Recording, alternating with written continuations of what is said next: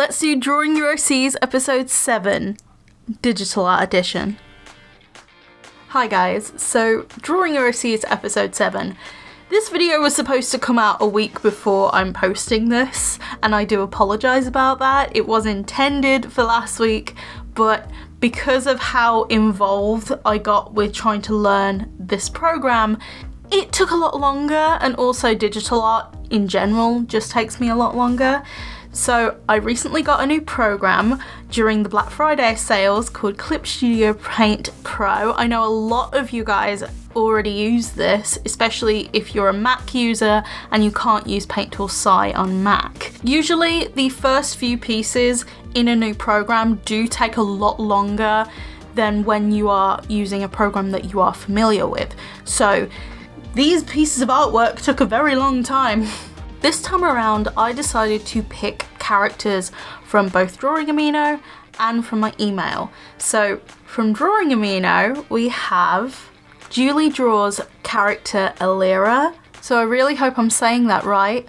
So I will apologise to Julie and the next person in this video that I might pronounce some things wrong in the stories. So here is Ellira's story. Alera is a 15-year-old who questions a lot in her life. She doesn't know why she has streaks of red in her hair, and she doesn't know why her hand caught on fire when she was 5, and it didn't hurt, although it may have been a dream since she was so young when it happened. Alera also had a flower necklace that she received when she was born. She doesn't know who gave it to her. Her life continued normally with a few weird quirks. Then, on her 16th birthday, something amazing beyond anything Ellira could imagine happened. Her parents had sent her to an academy for something called Dawns. The school was much more than anything Ellira had ever been to before, and she found it hard to fit in. Dawns are magical humans who have powers. There are 4 kings who control these powers: the King of Ice, Water, Nature, Crystal, and Fire. The age of 16 is when all Dawns receive their power. They receive Crystal, Ice, Water, or Nature. Why is there no Fire? Because a legend that the Dawns tell their children long ago in ancient times of the Dawns. When they worked with humans, the King of Fire was taken over by something. No one ever found out who or what was that horrible thing. It was said that a descendant of fire left in the care of mortal humans will keep the child asleep until the time is right. Ellira had been in slumber as an infant when the king had been captured, and had been awakened only 16 years earlier. When Ellira finds out that she is a descendant of fire, she is doubtful and resentful of her powers. However, fate takes charge and she embarks on a journey that will change her life forever. Along with her friends, Philo, a kind boy who is an Ice Dawn, and Mika, a popular and smart Nature Dawn, they solve some clues, find ancient note-filled books, and find doors that open up so many secrets to the lives of Dawns, as well as confirming Ellira's suspicion that her genetic father is actually the King of Fire. Having friends makes her finally feel like she can fit in the powerful environment of the Dawn Academy.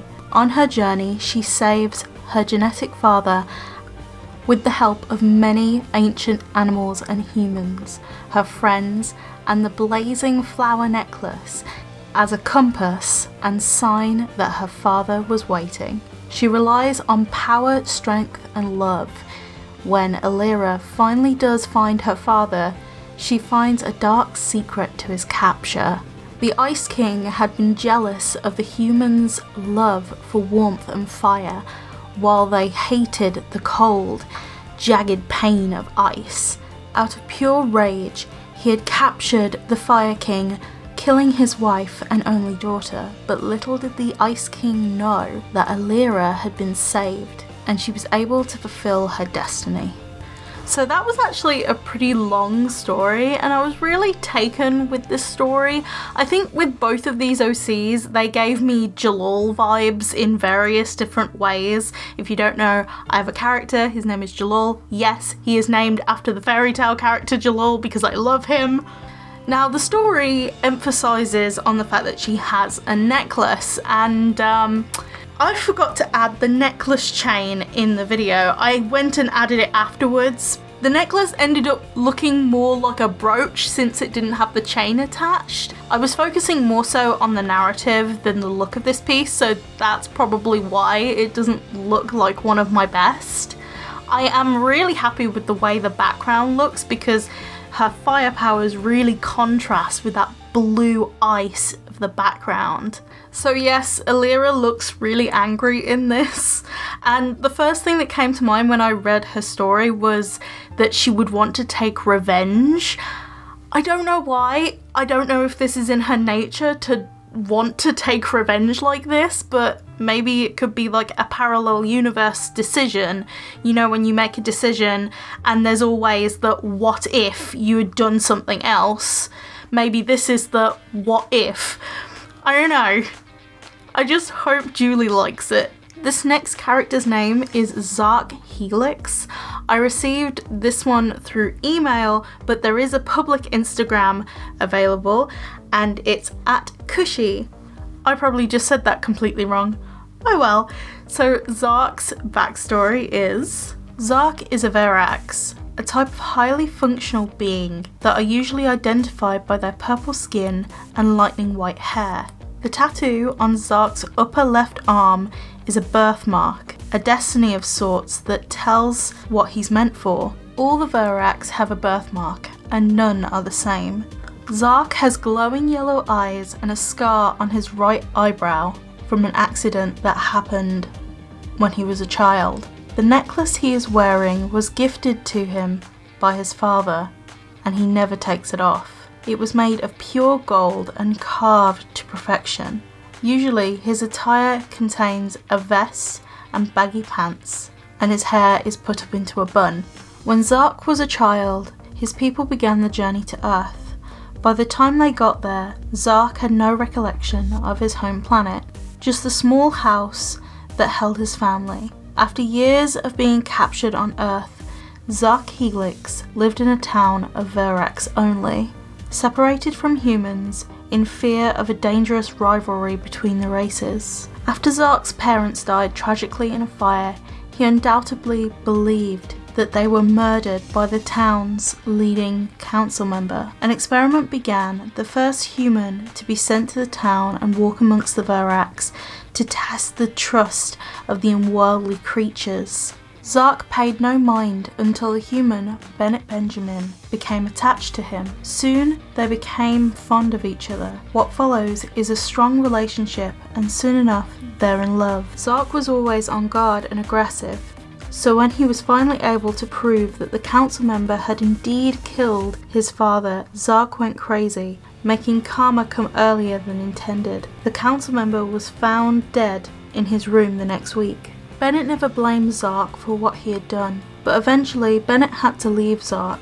The experiment was coming to an end, and Bennett couldn't decide what to report. If he told the humans that they were docile, they might have a chance to retaliate. He had seen the aggression and anger that had come with exposure to the Verax. But if he told the humans that they were dangerous, they'd be killed. Children, mothers and families, whether they were guilty or not. Bennett decided on docile. Zack was sad to see Bennett go, but he was permitted to send messages by letter to him from time to time. Zack remained in his hometown for 20 years until the Verax were legalized and looked upon as a part of the races. It took time making them get along with each other. Fights and riots broke out, but one act of kindness at the time they started living like civilians. Finally, his people could live in peace with humans, free to live on Earth and thrive. So I have a little bit of explaining to do with Zack's picture. So first off, I'm going to explain why he's not wearing the clothes that were kind of like shown in the reference image and also talked about in the backstory. Now, the main reason why he's not wearing the clothes that he should be wearing is because I not only got sent one reference image, I got sent two, and the second one was of Zack and Bennett, and oh my god, they were adorable.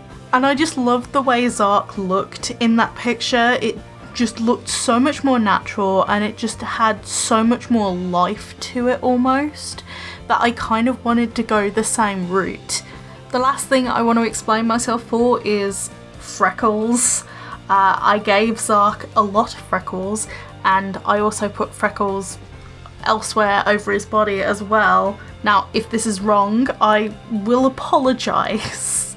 But in my defense, I was testing out Clip Studio Paint and I was just testing out all these different brushes because somebody on a live stream had actually told me about how there's different like texture brushes, and I got really excited and I just started playing around with them and I went a bit overboard. So the freckles are the result of that overboardness. Overboardness? Is that even a word? Either way, I went overboard. And fun fact, there is actually a clip of me testing out all these different brushes and me getting super excited about it because I was live streaming at the time, and I did all the testing out of these brushes on top of this piece while I was like halfway doing it. I cut that clip out of this video because I want it to be a part of my first impressions, and also it will look really weird in the speed paint. Just something to add on to the end. I hope I got the eyebrow in the right place because it's a mirrored picture. He is looking into a mirror, so it was a little bit hard to tell. And for the background, I just decided to use one of the many brushes that were in there that I thought would look good. Also using a complementary colour to his skin just to make it look a lot nicer. So now that this video is wrapping up, I want to say thank you guys so much for watching, and if you would like to enter this Drawing Your OCs series, I will leave all the information of how to do so down below in the description. I always get asked, how do you sign up for this? Well, read the description and you'll find out. Anyway, I love drawing these characters. I feel like I got some very different type of pieces this time around, and yeah, if you like this video, you can like and subscribe if you're new. You can click on the bell icon to turn on post notifications for every time I upload and live stream. I'll see you guys in my next video. Bye guys!